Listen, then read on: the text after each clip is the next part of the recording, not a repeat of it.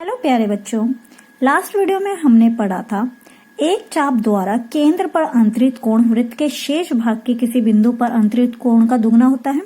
मतलब कि अगर ये एक वृत्त है, ठीक है, और ये इसका केंद्र है, तो जो PQ से मान लीजिए इस पे कोई कोण बन रहा है, तो ये वाला जो कोण होगा किसी वृत्त के किसी और बिंदु, मान लीजिए इसका A नाम है, इस पे बने कोण का क्या होगा? दुगना होगा। यानी कि कोण POQ जो होगा दुगना होगा कोण PAQ के।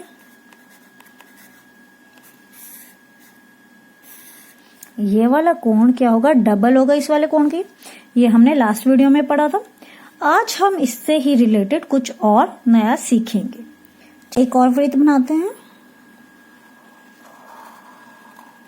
अगेन केंद्र ले लेते हैं O और दो बिंदु ले लेते हैं PQ। इससे केंद्र पे कोण बना एक, और एक बिंदु वृत्त के ऊपर, इसको दे दिया नाम A। इससे भी एक कोण बनेगा, ठीक है। और एक बिंदु तो हमने लिया, इसके अलावा भी हम एक बिंदु ले लेते हैं। मान लीजिए इसका नाम दे देते हैं C, और इसको भी जोड़ देते हैं।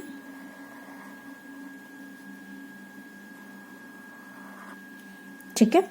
उसके बाद हम क्या करते हैं, ये जो PQ बिंदु है इन दोनों को जोड़ देते हैं और एक जीवा बना देते हैं।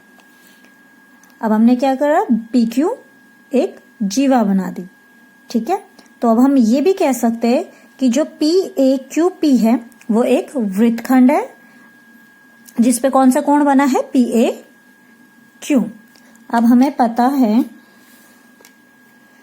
कि अगर ये वाला जो कोण है ये इस वाले कोण का दुगना होता है, तो हम लिख देते हैं एंगल POQ बराबर है 2 गुना एंगल PAQ के। ये हमने ऊपर पढ़ा था और पिछली वीडियो में भी हमने पढ़ा था। इसको मान लेते हैं फर्स्ट। उसी तरह ये वाला कोण इसका भी तो दुगना होगा। अगर इसका दुगना है तो इसका भी दुगना होगा। क्यों? क्योंकि ये भी तो, अगर हम इसे हटा दे तो ये भी तो वृत्त पर बना कोई कोण है। तो हम लिख देते हैं अगेन POQ बराबर होगा 2 गुना एंगल PCQ के। इसको मान लेते हैं सेकंड। अब हमने क्या देखा कि ये वाला जो कोण है इसके भी बराबर है, इसके दुगने के बराबर है, और ये वाला कोण इसके दुगने के बराबर भी है। तो पहली और दूसरी इक्वेशन से हमने क्या देखा कि ये दोनों बराबर है, यानी कि 2 गुना एंगल PAQ बराबर है किसके? 2 गुना एंगल PCQ के। अब 2 से 2 कट गया, तो यानी कि एंगल PAQ बराबर है एंगल PCQ के। यानी कि ये वाला एंगल जो होगा इस वाले एंगल के बराबर होगा। तो हम इसे ये भी लिख सकते हैं कि एंगल A बराबर है एंगल C के। तो इससे हमने देखा कि जो जीवा PQ से बने वृत्तखंड में PQ आधार पर वृत्त पर बने जो दोनों कोण हैं वो दोनों क्या है? एक दूसरे के बराबर है। हमने क्या देखा कि जो जीवा PQ पर बने कोण है PAQ और PCQ, ये दोनों कोण क्या है? आपस में बराबर है। तो हम ऐसा लिख सकते हैं कि एक ही वृत्तखंड के कोण बराबर होते हैं, ठीक है। तो हमने इससे क्या देखा कि एक ही वृत्तखंड पर बने कोण क्या होते हैं? बराबर होते हैं। तो PAQ बराबर है PCQ के, ठीक है। अब हमने पढ़ा एक ही वृत्तखंड के कोण बराबर होते हैं। अब हम क्या करते हैं? एक और वृत्त बनाते हैं, ठीक है। केंद्र क्या होगा? O, और उस केंद्र से एक जीवा खींचते हैं जिसका नाम दे देते हैं एम एन। अब ये जीवा भी है और व्यास भी है। हमें पता है ना, जो केंद्र से जीवा जाती है उसे व्यास भी कहते हैं। तो हमने जीवा खींची एम एन, ठीक है। अब हमने क्या किया, वृत्त पर एक और बिंदु ले लिया। मान लीजिए मैंने बिंदु ले लिया ए। अब ये वाला कोण हमें पता है, इस वाले कोण का आधा होगा, यानी कि MON, कोण MON बराबर होगा, ये वाला जो कोण है ये बराबर होगा इस कोण के दुगने के, यानी कि 2 इंटू एंगल MAN। इसका कारण हमने पढ़ा है कि चाप द्वारा केंद्र पर अंतरित कोण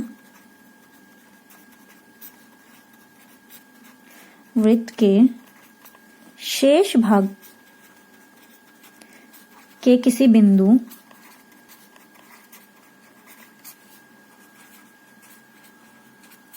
पर अंतरित कोण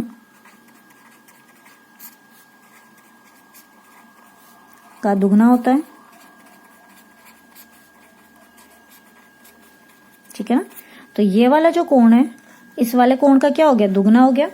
अब अगर हम ये देखें तो ये जो है ये हमारा कितने डिग्री का कोण बना रहा है, 180 डिग्री का। तो लिख देते हैं MON कितना है, 180 डिग्री बराबर 2 गुणा एंगल MAN। अब MAN का मान निकालना है तो ये 2 गुणा में उधर जाके क्या हो जाएगा, भाग में। तो 180/2 बराबर एंगल MAN। तो 2 से भाग किया तो कितना हो गया, 90। तो MAN का मान कितना आ गया, 90 डिग्री। तो हमने क्या देखा कि जो MAN यानी कि ये वाला कोण है वो कितना है, 90 डिग्री का। और MN क्या थी, जीवा थी, जिसने वृत्त को 2 बराबर अर्धवृत्त में बांटा था, आधे आधे भागों में बांटा था। तो हम इससे बोल सकते हैं कि अर्धवृत्त का कोण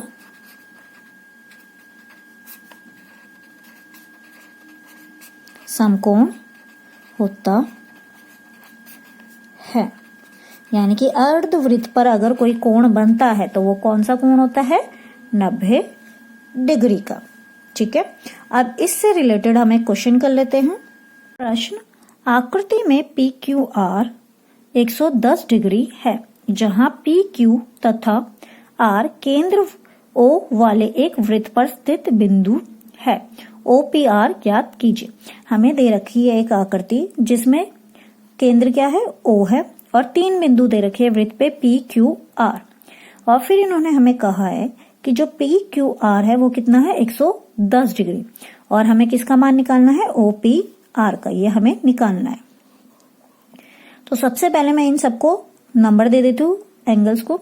तो मान लीजिए मैंने इसको दे दिया 1, ये हो गया 2, ये हो गया 3 एंड ये हो गया 4। अब इसे सॉल्व करते हैं। हमें दिया है कि PQR बराबर है 110 डिग्री, ये वाला एंगल हमें दिया है। तो लिख देते हैं, दिया है कि एंगल PQR बराबर है 110 डिग्री, ठीक है। अब अगर हम ये देखें, जो हमारा कोण POR है वो किससे बना हुआ है, केंद्र पे बना हुआ है। तो हमने ये पढ़ा है कि जो केंद्र पे बना कोण होता है वो अर्धवृत्त पर बने कोण का दुगना होता है। तो हम लिख देते हैं कि एंगल POR बराबर है 2 गुणा एंगल PQR के। और इसका कारण क्या है कि चाप द्वारा केंद्र पर अंतरित कोण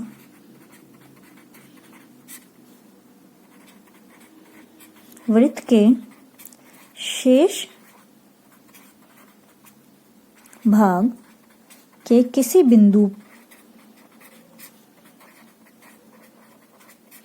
पर अंतरित कोण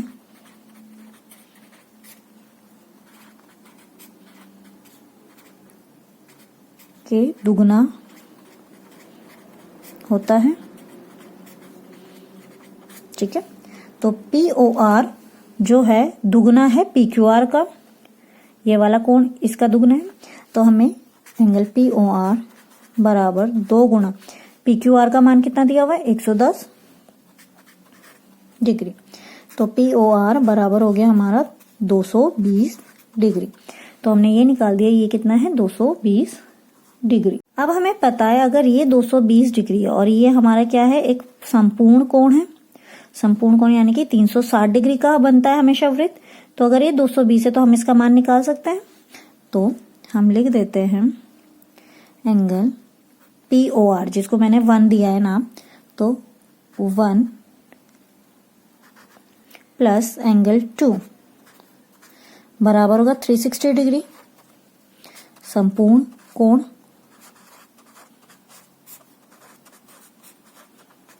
ठीक है ना, एंगल 1 प्लस एंगल 2 बनाता है हमारा एक संपूर्ण कोण।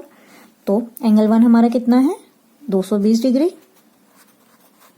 तो लिख देते हैं 220 जमा एंगल 2 बराबर 360 डिग्री। अब एंगल 2 का मान निकालना है तो इसको इधर भेजना पड़ेगा। तो एंगल 2 बराबर 360 माइनस 220 डिग्री। एंगल 2 का मान कितना आ गया 041। तो एंगल 2 आ गया हमारा 140 डिग्री। अब हमारा कोण तो आ गया 140 डिग्री। अब अगर हम देखें त्रिभुज POR में OP बराबर होगा OR के, त्रिभुज POR में OP बराबर होगा OR के। क्यों? क्योंकि ये क्या है, त्रिभुज की वृत्त की त्रिज्याएं है। तो लिख देते हैं वृत्त की त्रिज्याएं।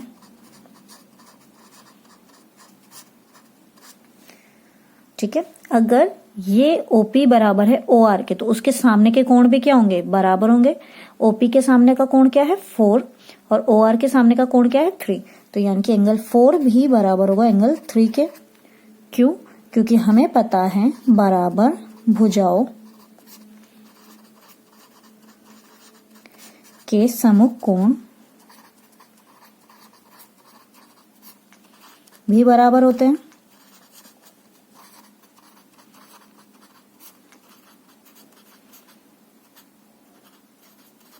ठीक है, तो हमने ये सिद्ध कर दिया, हमने ये बता दिया कि 3 बराबर है 4 के और ये है 140 डिग्री।